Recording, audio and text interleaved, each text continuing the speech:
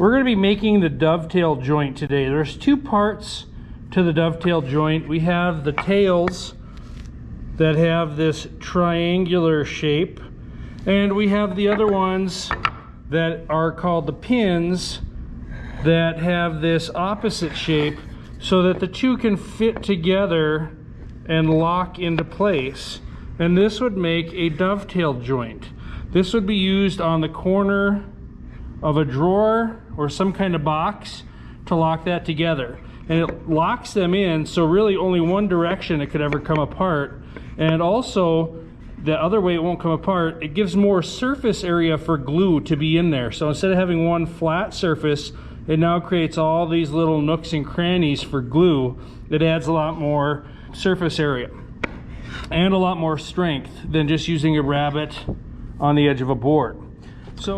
So when you come up to our jig for doing dovetails here, our dovetail machine or dovetail jig, it needs to be clamped down to the table. I've got it held down with some of these trigger clamps so it doesn't move. And this piece that you notice up here, this is a backer piece. So when the material or the bit goes through the material, it supports the back piece so it doesn't blow out the back side. So the piece up top is just kind of a sacrificial piece.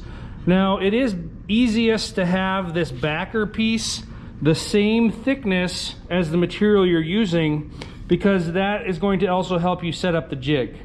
So we need to set up the dovetail machine. So this should be set up as far as the routers go and the height goes, but you're going to need to load your pieces in here. So we're going to determine this, and our sacrificial piece or our scrap piece, our backer board, needs to be the same thickness as the pieces that we're cutting. So we're going to use this 3/4 plywood for today.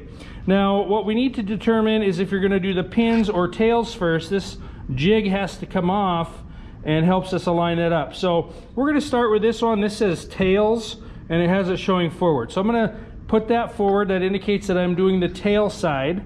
And with my sacrificial piece being the same thickness as my wood, I have that slid in there, and then this bracket is just going to sit down nice and flat on there. That's supporting it at the right height.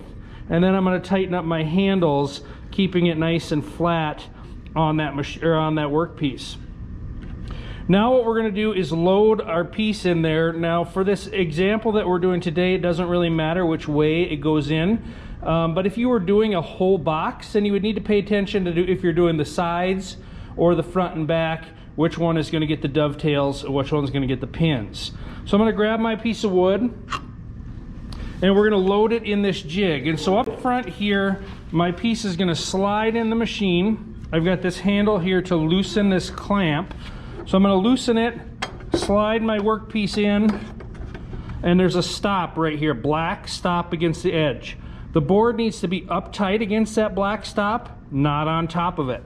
So as I butt my board up there, we need to be nice and tight against that black stop. So I also need to move this backer piece back because now it's too far forward. So I'm going to loosen the clamp on top and just slide the backer piece back so my good piece can come all the way up to the jig. Once we're all the way up to the jig and tight against that end stop block there, I'm going to tighten this down into place and it holds the workpiece. Now this backer board needs to be slid forward because there's a little bit of a gap here. I want that to be nice and tight against the back. That's what's going to prevent my blowout. And then I'm going to clamp that down as well. So now both of my pieces are secured in here. Now we need to use a router, and we've got two routers set up. One has the dovetail bit that's at an angle. You can kind of see there. The other has a straight bit. It's just a spiral straight bit, 1/4 inch diameter, and we're going to use both of these bits. Now, how do we know which one needs to be used where? I have it written down here for you. It tells you that the tails are out front, and it tells you to use the dovetail bit for this cut. The other side, when we flip it around, we're going to be doing the pins, and we'll be using the straight bit.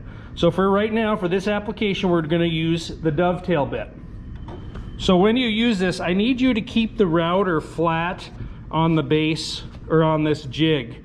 If you turn it on while it's in the air and bring it down and the cutter hits this aluminum jig, you're going to cut and create nicks and dents in there. That's not going to give us a nice perfect dovetail. And we can see that on some of these aluminum pieces. So I need you to not turn the router on until you're flat against that jig, and don't lift it up until it's come to a complete stop, because this aluminum is very soft. The carbide will cut through it very easily. So we've got it lined up. Now what I'm going to do is I'm going to take this bit,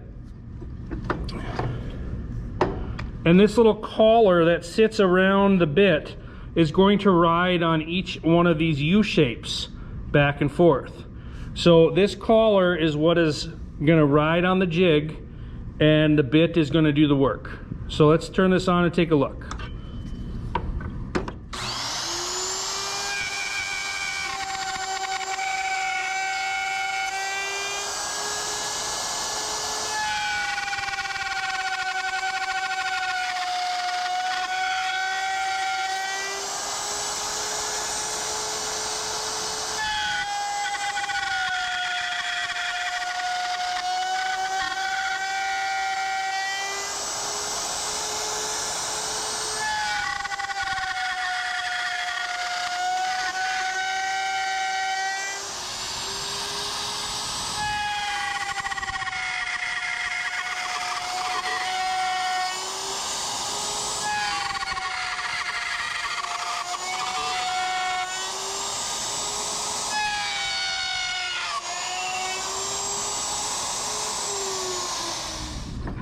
So we want to go nice and slow with the router, and we're going to follow this pattern. I'm going to go in one side and out the other, and back into one side, out the other. And now when we're done, we can loosen this clamp and pull it out. When you're doing this, you do want to make sure you hit that last section to create a little half pin there, or a half shoulder there, so that the next pins can slide in all the way. So I'm going to take this handle and loosen the clamp and pull it out, and now we've created the dovetail section of the joint. And the back looks nice and tight. There's no blowout because of our backer board that was up there. So as we take a look at this dovetail here, this one was run without the backer board, and you can see that some of the pins or the dovetails have tore out on the back side from not having that support. So, you know, it's not real major tear out, but it's enough that you wouldn't want that visible on your project. So make sure you have that backer board in place so that we have nice, clean, crisp dovetails. This is the picture we would, or this is what we would get without the backer board, and the other side would resemble more of what it looked like with the backer board, nice, crisp dovetails. So now that we're done with the dovetails, we're gonna flip the jig around by loosening the handles and lifting it up off the piece and turn it around. Now these little brackets here need to fit down on top of this little threaded shaft here, but it's going to sit on the front of this gold or brass colored knob. So this piece, this fork, is going to fit right in front of the brass knob on both sides. It's going to sit down right in there and right in front of that brass knob, and then we can tighten up each handle. Now we don't want to tighten up the handles till we push down and make sure it's nice and flat. Now we don't want to tighten up the handles until we push down on this and make sure it's nice and flat, and then we can secure the handles in place. Now just like when we did our dovetails, the board for the pins is going to slide up through the front, and again we're lining up to this black stop here, and we're going to be all the way up top to the jig. So I'm going to push all the way up top and make sure we're nice and tight to that black stop in there. We're not sitting on top of it, down inside there, and then I'm going to clamp that board in place. So now we're going to pick and make sure we get the right machine. So if we look at this, it tells us that the pins we're doing, and we need the straight bit. So we're going to take the router with the straight bit and this collar. Just like before, this collar is going to ride on the jig and into this pattern. Now, just like before, we don't want to start with it in the air, because if we come down on top of one of those and cut it, it's going to mess up our jig. So the aluminum is very soft, so we want to make sure that's in place before we turn it on and start making our cuts. Now the path of the bit is a little narrower than just going in and out. We'll have to go around the radius and then kind of come back the middle because there'll be a little piece left. Let me show you one here and show you what I mean. So we're going to get it lined up and we're going to turn it on.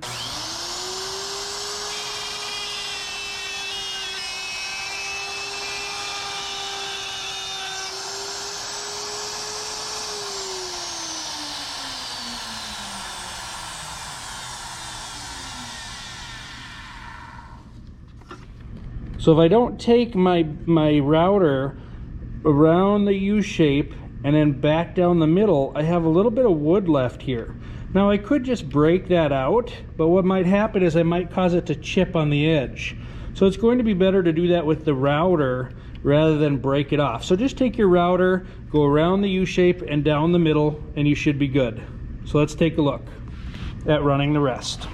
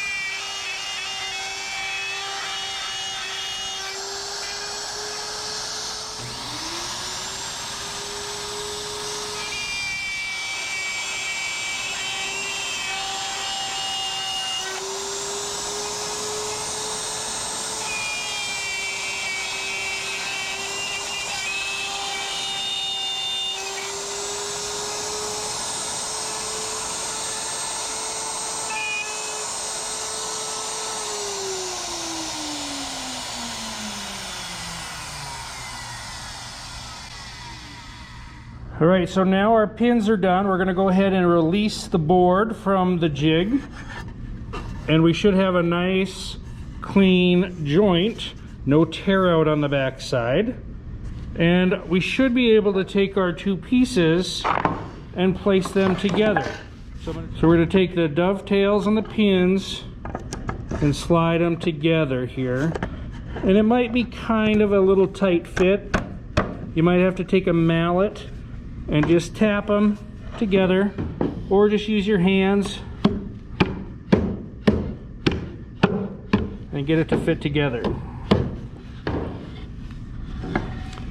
So if you can't get it nice and tight by just tapping on it, you might have to get a mallet. We don't want to hammer too hard because we don't want to break off the little dovetails as we're pushing it together. So this is what you need to do. You need to create one corner, and this is what you're going to submit for your work. When you're done, let's make sure we clean up the mess on the floor from the routers and get our stuff picked up.